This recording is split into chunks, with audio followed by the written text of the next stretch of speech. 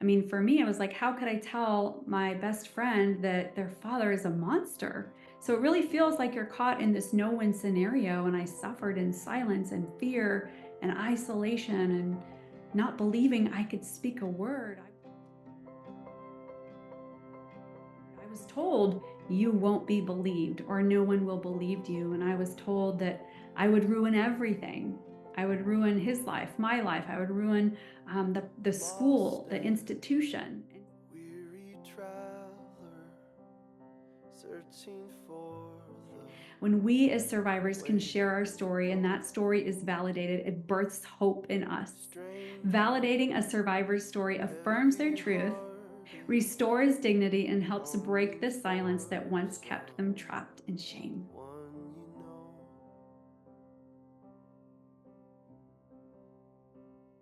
May you We are so find thankful that you have light. joined us tonight.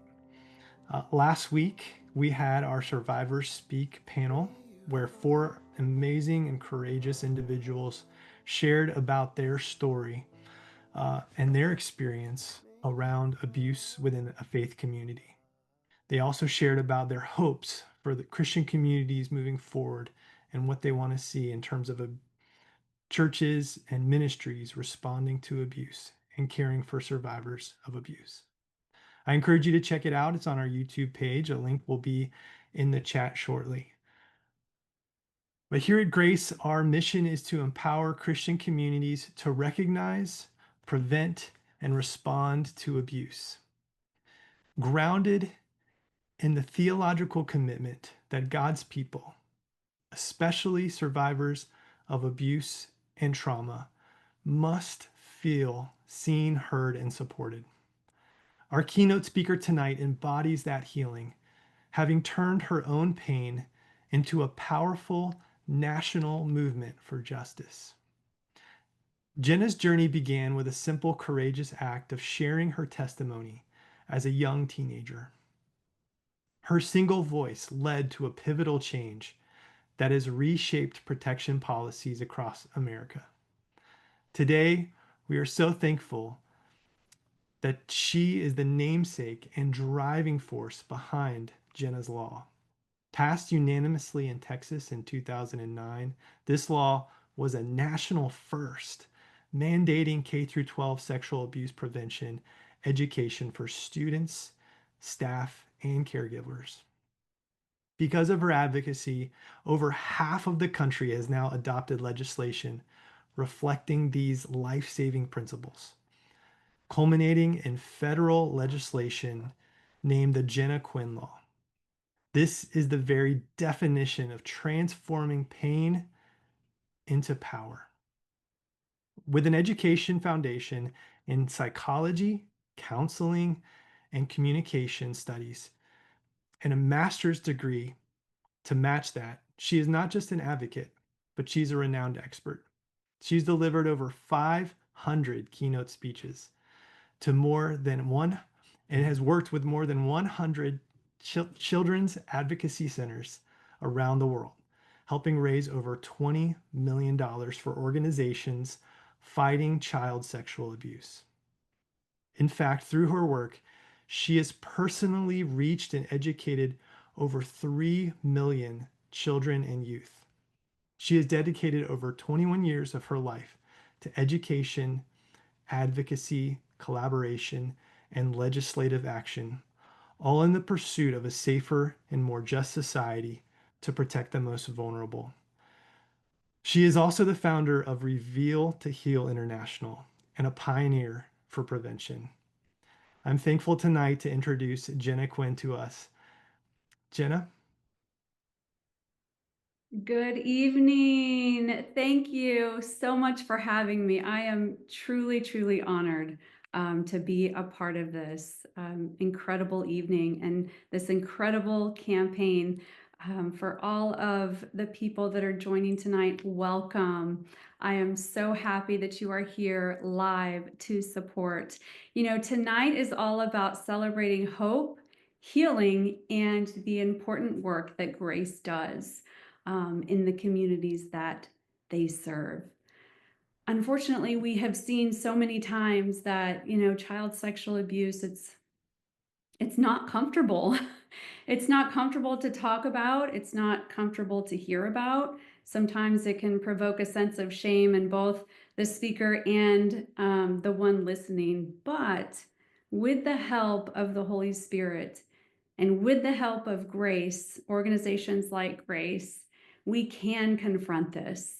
I believe that we can, and we can see it through the redemptive lens of hope and healing and compassion and deliverance. Because when we are in Christ, we are promised victory over darkness. And that's what this is about. That's what grace celebrates, is this victory over darkness. And it's really what I want to focus on tonight as we celebrate hope and as we celebrate the work of grace.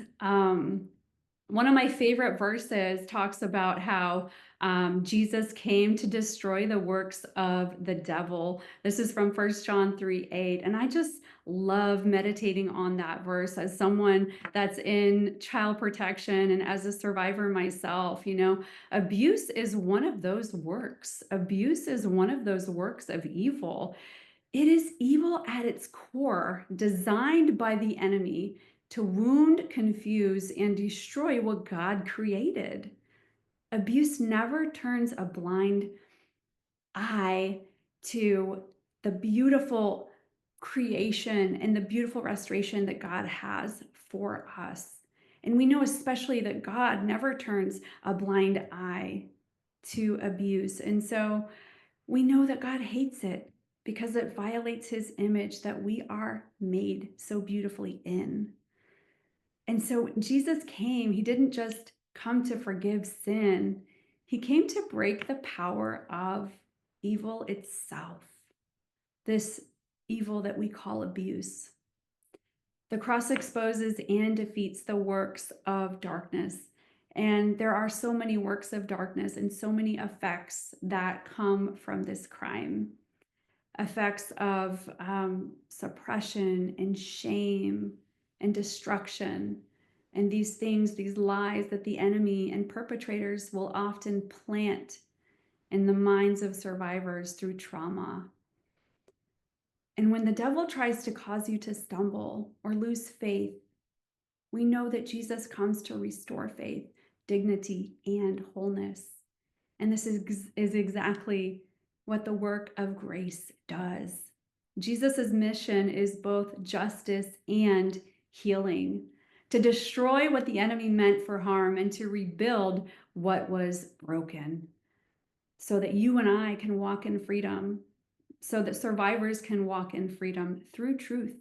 We celebrate truth here through this organization. And so often, when I share my story, which I will share a little bit of my testimony tonight, I don't share it with shame. I celebrate it because I am not ashamed to share my testimony, because I'm not ashamed of the power of God to heal and the power of God to restore and the anointing of Jesus that breaks the yoke of bondage.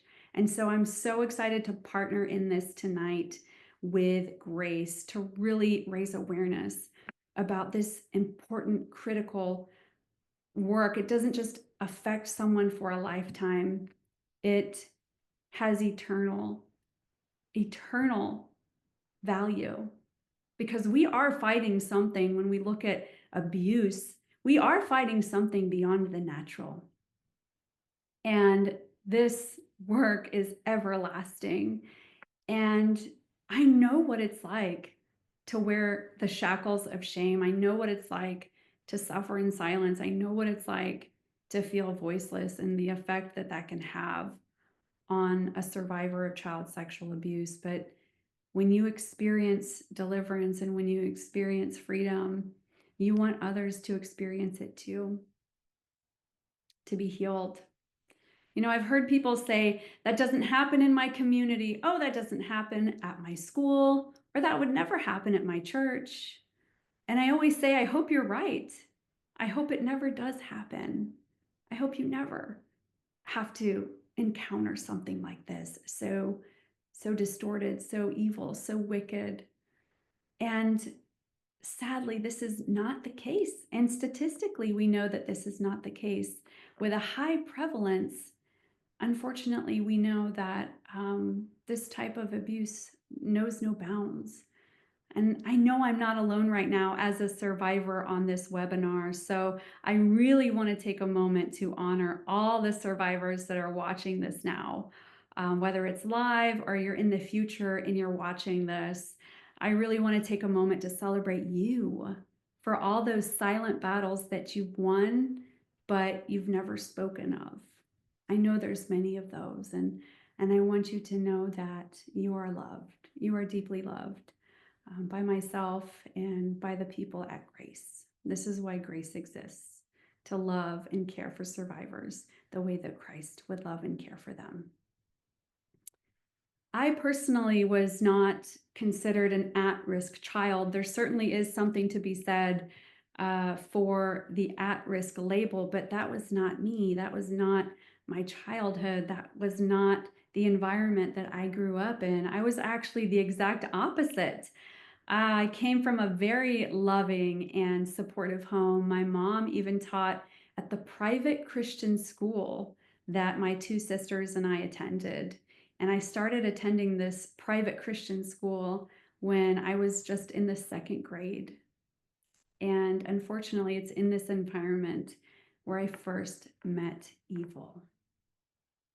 My sister and I became best friends with siblings, and their mom also worked up at the school as well.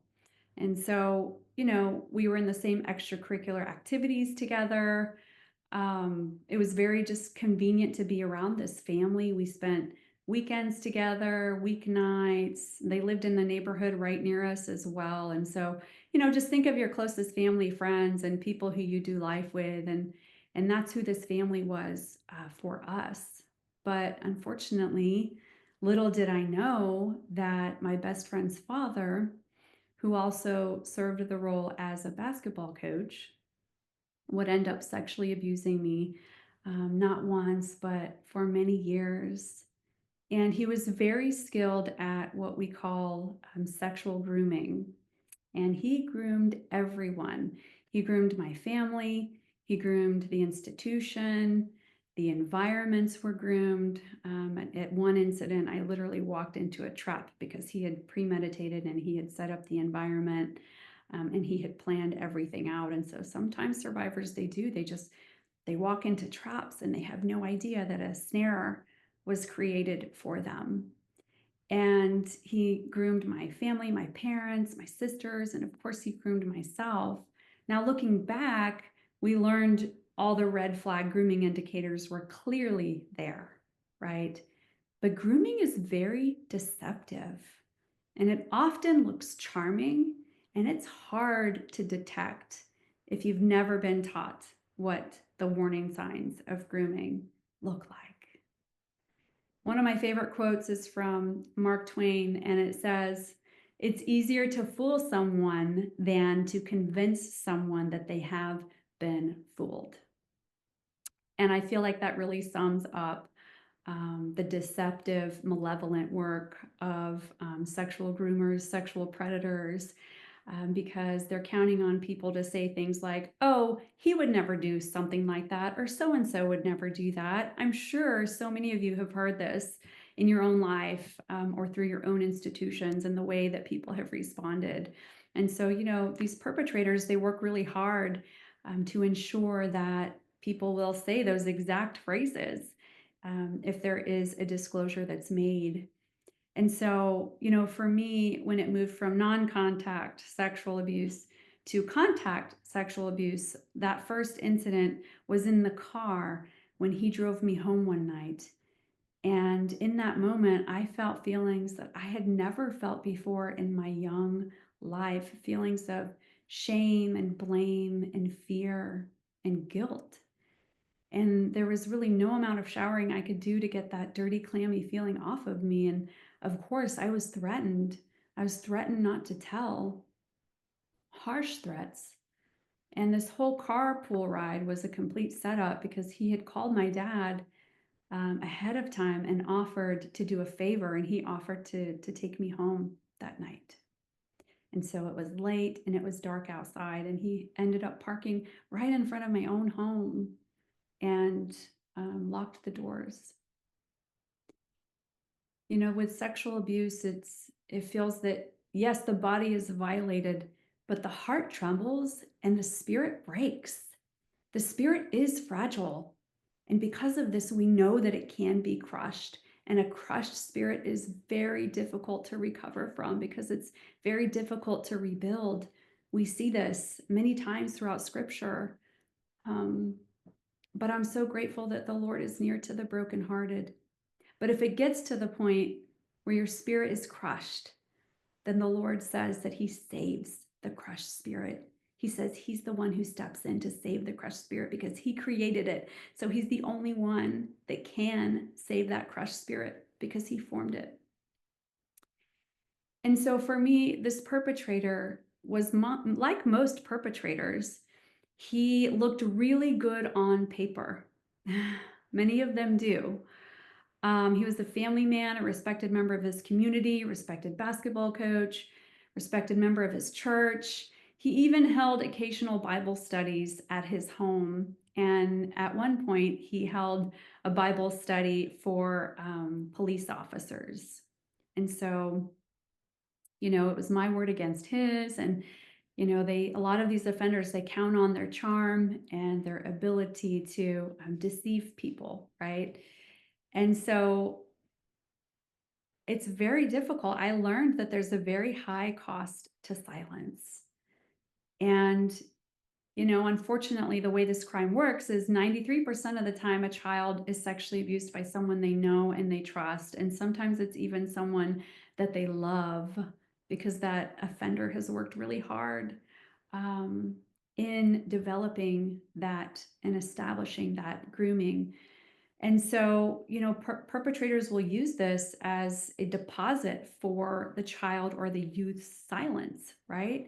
I mean, for me, I was like, how could I tell my best friend that their father is a monster? So it really feels like you're caught in this no-win scenario. And I suffered in silence and fear and isolation and not believing I could speak a word. I was told you won't be believed or no one will believe you. And I was told that I would ruin everything.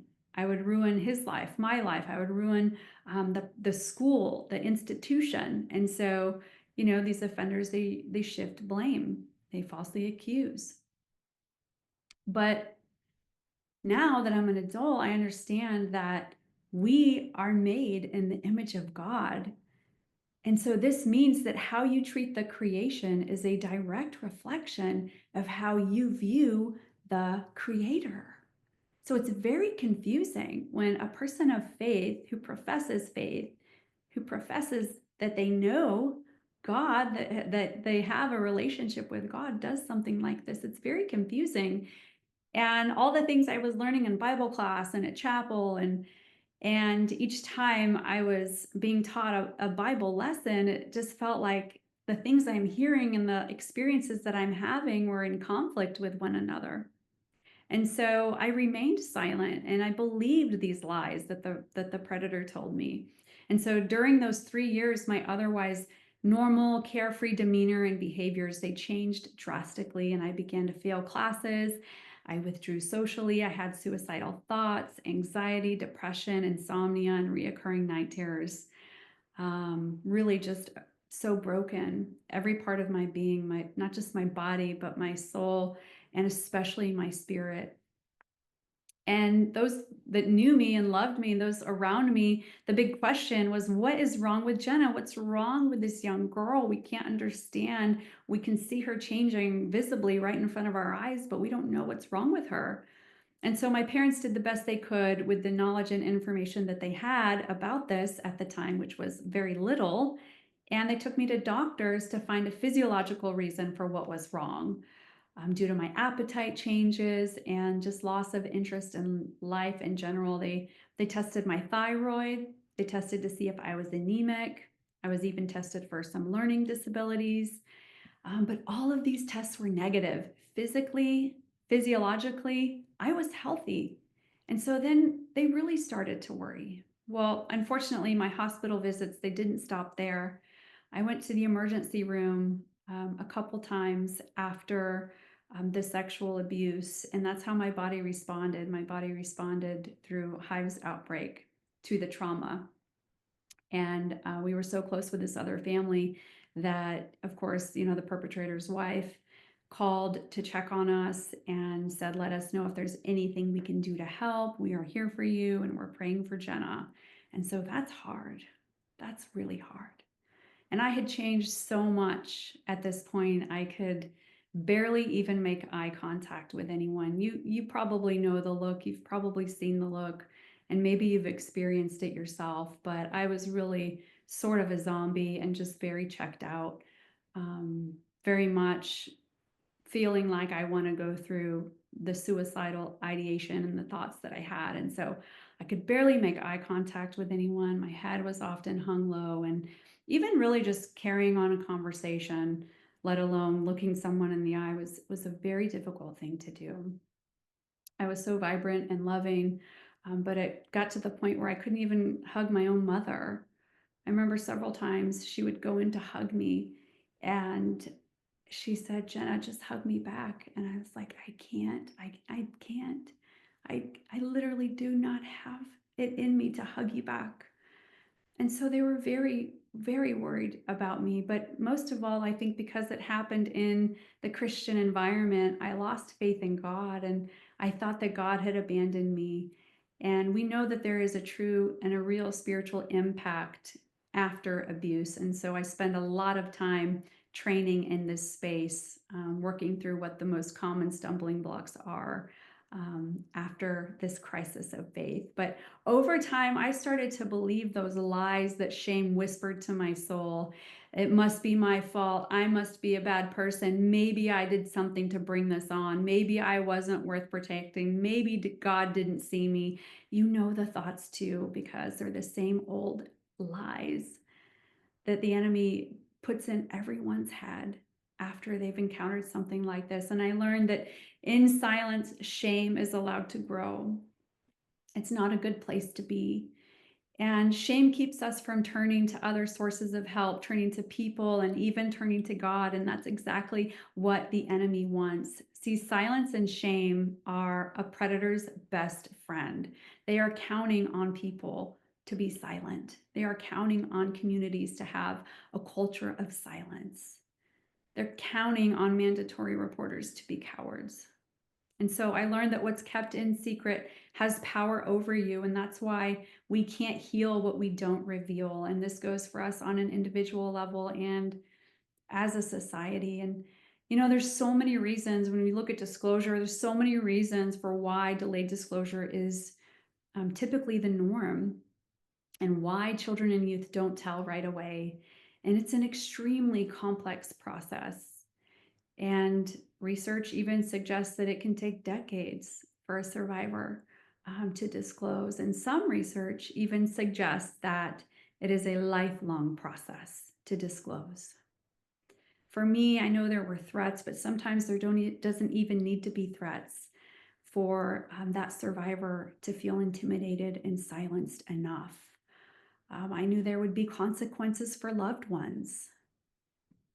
It felt like a no-win scenario. I felt like I wouldn't be believed. I was told I wouldn't be believed. I was told it was my fault, that I would ruin everything. And this person was someone in authority. I also knew there would be consequences to the community that I love, the community that I had been a part of since I was in the second grade, this cohort, this group of students in this small private Christian school. And since there was no prevention education at the time, like Jenna's Law or any body safety conversation that was spoken of in any of my safe places, home, school, or church, I concluded that this must be something that's better left unspoken. And unfortunately, that's the message that we send to children and to youth and to mandatory reporters when we aren't the first ones as safe adults to proactively address this and safeguard and equip communities on how to recognize and respond to something like this. And that's just one of many reasons why I'm so grateful for the work of Grace and what they're doing in the community, in the faith environment. And, as I had mentioned, I was very close to following through with the suicidal ideation thoughts that I had. And, I have an acronym for faith. It's full assurance in the heart. It's what you know to be true, and you just know it's truth because you feel it in your spirit, and you can't explain it, and you can't prove it, and you can't see it, but you just feel like this is what needs to happen. And during this season, when I was getting very close to ending my life, it was around actually the holiday season, and we did what we always did during the holiday seasons. We spent Christmas Eve and Christmas Day with this family, with the perpetrator's family. And the day after Christmas, my sister asked me to go to lunch with her. And I was so excited, my older sister, Stephanie, because she just went away to college, and I wanted to learn all about college and what is college like. And please tell me that there's life after this private school that I'm in right now. And it was her and I, and we were out at lunch the day after Christmas, and we're talking, and then all of a sudden her tone changes and she gets very serious, and she says, "Jenna, I'm going to ask you a question, and you have to promise to tell me the truth." And of course, as a younger sister, I am thinking, oh my gosh, I am busted. I borrowed her brand new shirt, and I didn't ask before I borrowed her shirt, and she's not going to be happy with me because I tried to sneak it back in the closet and put it back. So I'm thinking it's something very trivial, of course, right? But I commit. I said, yes, I promise to tell you the truth. And then she looks at me and she asks the most open-ended, leading with love question that I've ever been asked. And she just said, "Has anyone ever hurt you?" And it was such a powerful moment. And I gave her an answer without saying a single word. I just broke down into uncontrollable tears right there at the restaurant. It was a big scene with the server. And, I, of course, realized I had given her something, and I said, "Yes, but someone has hurt me, but I can't tell you who because you wouldn't believe me, and you know this person well." And I started to rehearse all the things that the offender had told me. Now I'm repeating these things to her. But thank goodness she believed me, and she did all of the right things as a young college student without even having any appropriate training on how to respond to an outcry.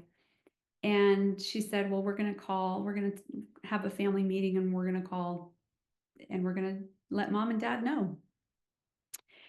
And of course, at that point, I'm thinking, no, let's just keep this between us, which is what a lot of peers do. One peer will open up to another peer. And so that's why we want to train the students and make sure that students are aware they need to go help their friends report and change that pattern of, keep the secret.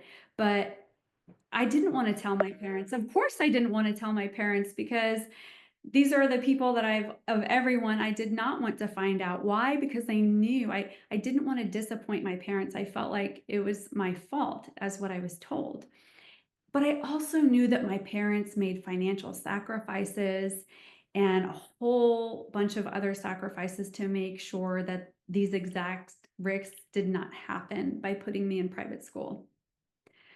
I knew they made sacrifices so that these exact risks would not happen. And of course, we ended up telling them that night, and there's just no words for how they felt, no words at all.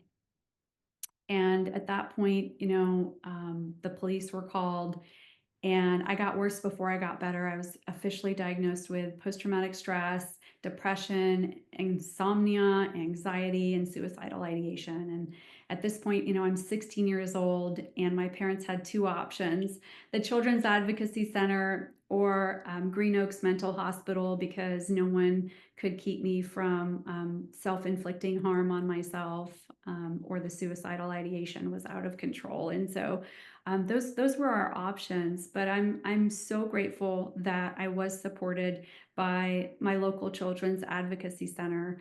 They really provided me with holistic care. I received one-on-one counseling, group counseling, and court preparation. And my parents went to the non-offender counseling caregiver groups. And I was in counseling at least twice a week, but I also was seeing a psychiatrist and a psychologist as well. And unfortunately, some of the evils that come with sexual abuse are a sense of shame and isolation, and having support. We felt like we weren't alone through all of this pain and through all of this grief. And we didn't feel like we were an island or the only ones going through what we were going through. And this was really huge for us. I don't know what we would have done had we not had this support, because unfortunately, the private Christian school treated myself and my family very harshly, extremely harsh. I have so many examples. There was gossip, there was slander, there was little sympathy, there was very little support. One family even held a fundraiser for the offender so that they could cover his court costs. So they really sympathized with the offender, and going to this school became a nightmare. And it's like, well, no wonder victims feel like they can't tell. It's because of these exact institutional responses. And so I could barely keep my head above water emotionally, socially, and spiritually. I was also failing. I was falling behind in my classes, just so broken. It was just an awful, awful storm. And yes, I got worse before I got better, because of the school's response. And unfortunately, because they did treat me so harshly, my senior year, I went to an alternative school when I had gone to school with this cohort since the second grade. I went to an alternative school. I worked in a small cubicle and was shamed all over again, an outcast. And I always say that the way an individual or an organization responds affects how that child or youth will view what happened to them for the rest of their life. And the investigation process is such an important process. After a very long trial process, very long, thanks to the multidisciplinary team members of law enforcement, the prosecutors, the investigators, the counselors, the SANE nurse, the forensic team. I mean, it takes a village to keep a child safe, right? And it takes a village to restore a child as well. And so I want to thank all the prosecutors right now that are listening, anyone that's in child protection in any way, shape, or form. I want to thank you for your work right now.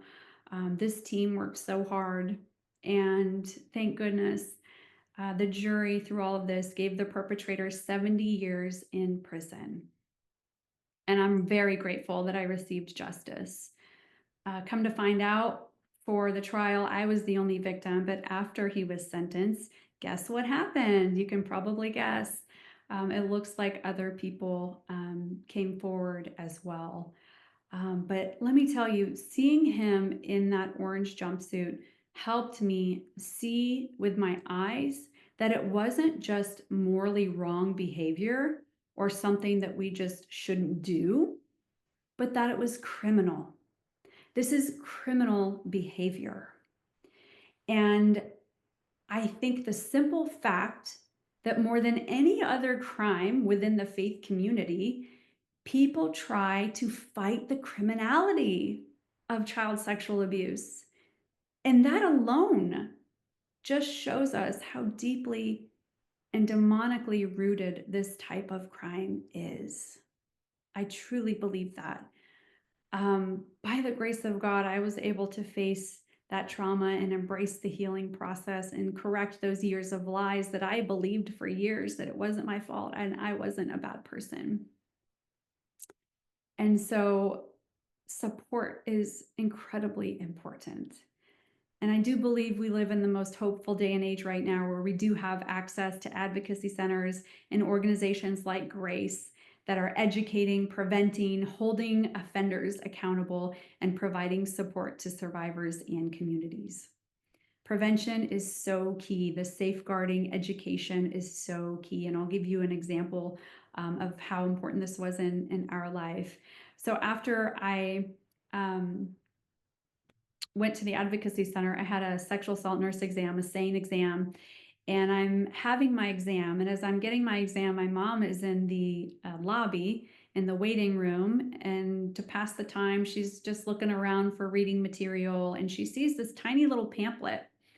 And it's a small pamphlet, you can imagine, with just little bullet points on it. And it says warning signs a child may display if they've been sexually abused. And so she starts to read this list, and she gets out a pen from her purse and she starts to check off over 80% of those warning signs that I had displayed for years. And she thought, I can't believe this. I was all summed up on one page of bullet points. She could have prevented this from happening, or at least stopped it from happening from as long as it went on. And so from my mom's experience and my experience not having the opportunities to tell, the idea for Jenna's Law as a prevention requirement in school was born. And I'm so grateful that Jenna's Law is not only in Texas, but after 2009, over half the country has now followed suit, and it recently became federal legislation. Research shows that prevention education works. We know that when children and adults are educated about the crime, taught safety strategies on how to prevent, taught who is safe to tell, and how to report, a victimized child is much more likely to get the help that they so desperately need. And I'm so grateful that Grace offers these educational resources to the community and teaches them how to safeguard the valuable people that they serve. When we don't address this crime, we feed the deadly silence that this crime thrives on. And so long as we view this as a crime, we need to be teaching how to prevent it. Unfortunately, the private school I went to did not prevent, did not respond well, and did not take action to hold the offender accountable. Instead, the response was very pharisaical because they cared only for their outward appearance, and they resisted the Spirit of truth. They resisted the inner working of the Holy Spirit who leads to change, to convict, to restore. I have no doubt that Grace has a lifelong impact on every community that they serve. And tonight's your chance to join in this lifelong impact. The services I received were made available because people like you listened, believed, and gave to support services for victims. In closing, I want to talk more about seen, heard, and supported as I close. Sexual abuse, you know, is one of the most devastating forms of trauma because it violates a person at the level of identity, trust, safety, and worth. It doesn't just harm the body, it can mar the soul, wounding the very core of a person's inmost being. Sexual abuse can wound the soul because it's an assault on the sacredness of the body and the soul and the spirit. But the soul, though deeply marred, is not beyond healing because God truly makes all things new. He is the healer of the brokenhearted, not the one who breaks it. Validation is so important. When we look at being seen and heard and supported, what we're really talking about is validation. I had faced doubt, minimization, fear, shame, and isolation for so long that it did take some time to affirm the reality of what happened. Although I was reluctant to attend the advocacy counseling sessions, one of the most extraordinary things happened to me during that time, and that was validation. My experience was validated. When we as survivors can share our story and that story is validated, it births hope in us. Validating a survivor's story affirms their truth, restores dignity, and helps break the silence that once kept them trapped in shame. Validation builds the foundation for healing. When someone believes in you, it becomes easier to believe that healing is possible. Validation builds trust in yourself, in other people, in God, and in His healing process. Validation also helps foster a sense of safety. Experiencing this allowed me to process the trauma without fear of being judged. Because when a survivor feels seen, heard, and believed, they are more likely to seek support, engage in self care, and take steps toward healing. Validation changes everything. Validation affirms what happened, counteracts shame, helps survivors process trauma, and emboldens them to overcome victimhood. Being validated means a survivor is seen, heard, and supported. Validation can help you feel safe enough to open up emotionally rather than suppress your emotions. Invalidating a survivor's experience through dismissing, minimizing, or questioning their experience can worsen the wound and halt the healing process. This is detrimental because survivors may already question their experience. Invalidation is unbiblical. Invalidation is one of the enemy's most powerful tools because it silences survivors and keeps them bound in shame and secrecy. When people, communities, and institutions dismiss or minimize survivors' stories, they too remain in bondage, protecting broken systems instead of pursuing God's healing and freedom. When we validate someone's pain, we fulfill God's command to love and support one another rather than dismissing suffering. Validating abuse and its effects is not only morally right, but also the core of the gospel. God is a God of truth, justice, and compassion who always acknowledges pain and suffering. He validates the pain of the brokenhearted and the traumatized. He does not despise, dismiss, or minimize our brokenness the way that some people may treat us that way. But instead, he draws near to the brokenhearted and he restores them. God always validates the victimized. The mission of grace is so beautiful because it's beautifully aligned with the heart of God. And I want to thank everyone who's ever been a part of this organization or helped in any capacity whatsoever. God sees every wound, He hears every cry, and stands with every survivor. And today we get to stand with them too. Your support becomes a living expression of God's compassion, turning suffering into hope, silence into healing, and isolation into restoration. Together, you and I, and everyone that helps participate with grace, anyone who gives, we can all be the hands and feet of God who never forgets those that are oppressed. So I want to thank you all for hearing my story tonight and for being such an important part of this sacred work because it really truly is sacred. Thank you.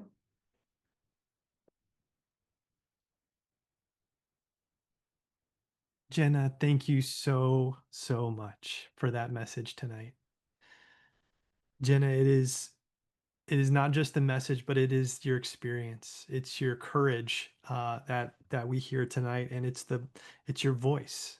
And so, just thank you for sharing that with us tonight. Thank you for those last week for our panelists who shared their experiences with us, and for the voices of countless others who have shared courageously their stories, their experiences. And it reminds us, your message tonight reminds us that the journey toward healing begins when a survivor is seen and heard. I think about your sister, and then I think about your parents, and I think about the Child Advocacy Center and the counselors and the whole community of support that you experienced. Tonight, I want to share quickly a passage from Scripture. And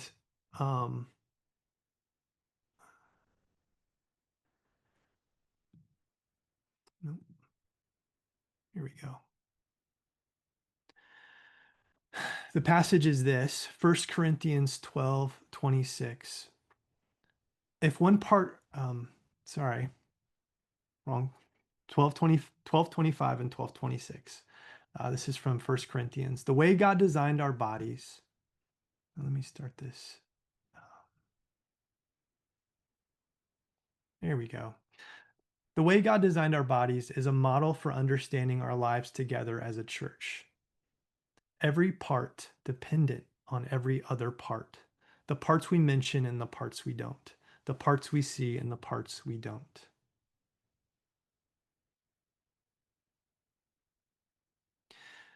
If one part hurts, every other part is involved in the hurt and in the healing. If one part flourishes, every other part enters into the exuberance. This translation is from the Message. And what I wanted to share tonight is the idea that if we are going to be called the church, we are going to be deeply connected to one another. So much so that if one part hurts, every other part is involved in the hurt and in the healing. This is the call for the church. This word hurt, if you look at the translation, it means to be profoundly distressed, to be deeply impacted. Similar to trauma, it overwhelms our capacity to cope and leaves a lasting imprint on our mind, our soul, and our body. And this pain can be compounded by the poor response of a church. When a church, instead of responding with love and with care, responds by turning against the person who is hurting, by minimizing their pain, or by shunning them from the community. Thank you for Jenna for being courageous of sharing your experience in a very hurtful community that instead of cared for you, it compounded and it magnified the hurt. But we are called not to magnify the hurt. The church is called to enter in to this pain. And how do we do that? One of the things that I've learned by being at Grace and being among the amazing people that work here is understanding the nature of trauma. There are 3 E's of trauma: the event itself, the experience of the event, and the ongoing effects of the event. At Grace, our goal is to step into each one of these. The event itself, our goal is to prevent abuse before it begins, to set up policies, to set up training, to give people a language to understand how to practically prevent abuse from ever happening within their faith communities. But this isn't always possible. We can't always prevent, we can't always see and set up perfect guardrails to prevent abuse. That's where the second E comes in, the experience of the event. Because often just as important to working to prevent abuse is how we're prepared to respond when abuse happens. Are we going to make the abuse worse? Or are we going to respond with care and compassion, ready to report the abuse because it's a crime to the authorities? Are we going to be ready to come around and support and care for and prioritize the needs of the victim of the abuse and the survivors within our community? And then the ongoing effects of the abuse, Grace steps into this as well by helping communities work to make their cultures and their environments trauma informed, helping communities think about the ongoing effects that survivors have, knowing that many survivors, as Jenna shared with us, won't even talk about their abuse until much later in life. Thinking about how the church can be aware and understand what it means to be thoughtful about those who've experienced abuse. So how does the church involve themselves in the hurt and in the healing? Well, I think one of the ways is we absorb and we take on the hurt. And how do we do that? It's through understanding that we need to be transparent when there's abuse within the community, when there's abuse within you know, by members of the community, the church needs to be transparent. It needs to open up, to shine a light, to let people see what has happened so that the community can be safe and that they can learn from that event. Also, the church needs to take accountability, whether for their own actions or hold the offender or the perpetrator accountable for theirs. This is how we involve ourselves in the hurt and in the healing as well. When we do these things, when we are transparent and we hold offenders accountable, we begin a journey to healing. When justice is pursued, safety begins to get restored.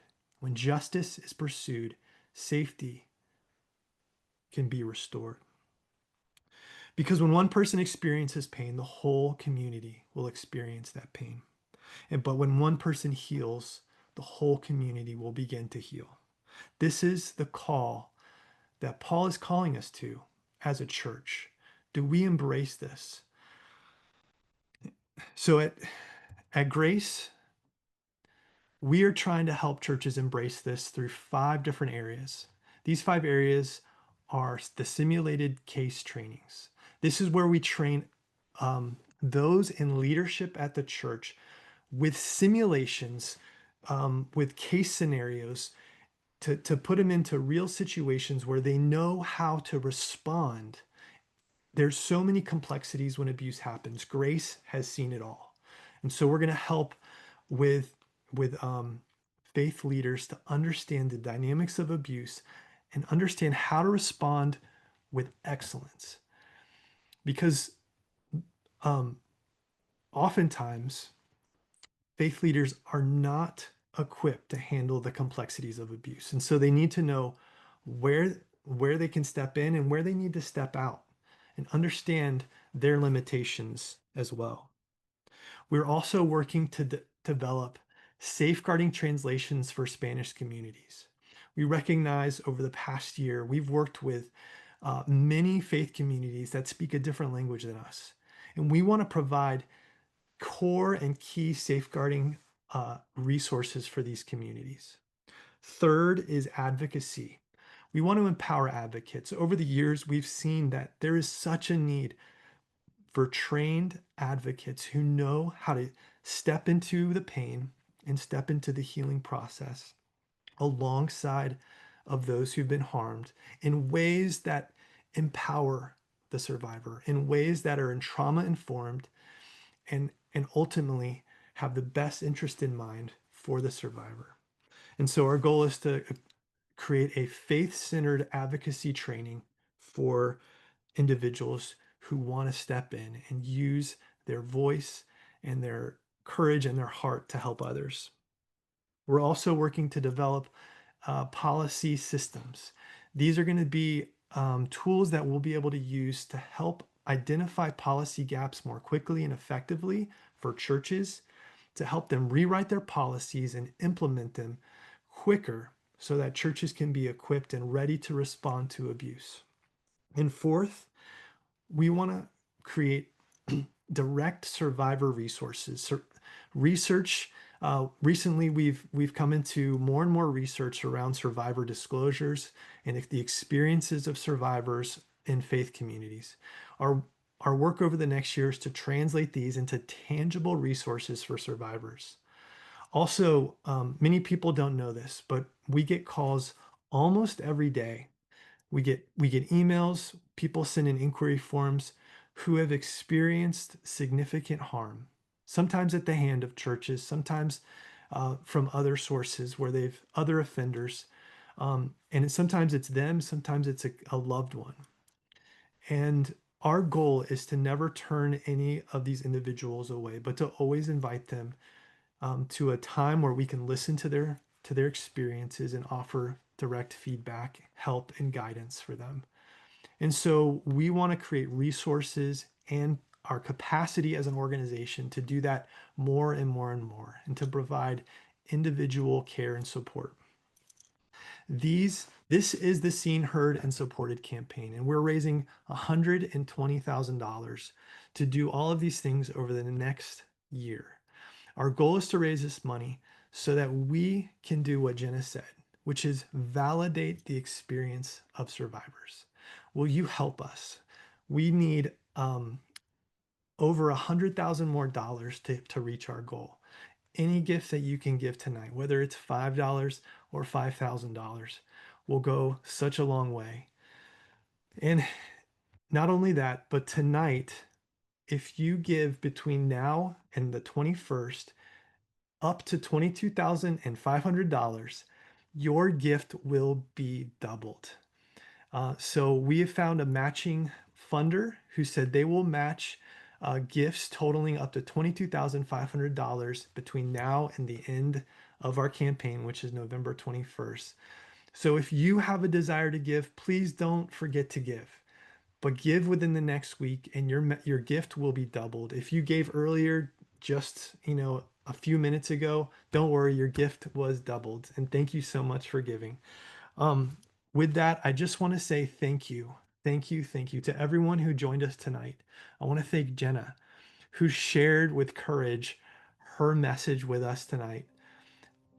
If anything else, we want you to walk away with a deeper insight into the issues around abuse within faith communities.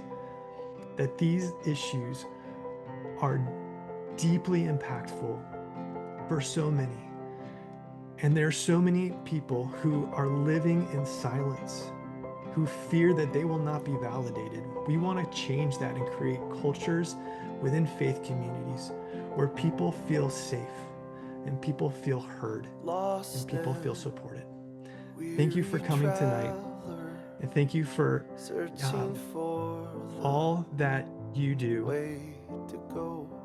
and all your support over the years. We hope you have a wonderful night. Heavy-hearted, longing for someone you know.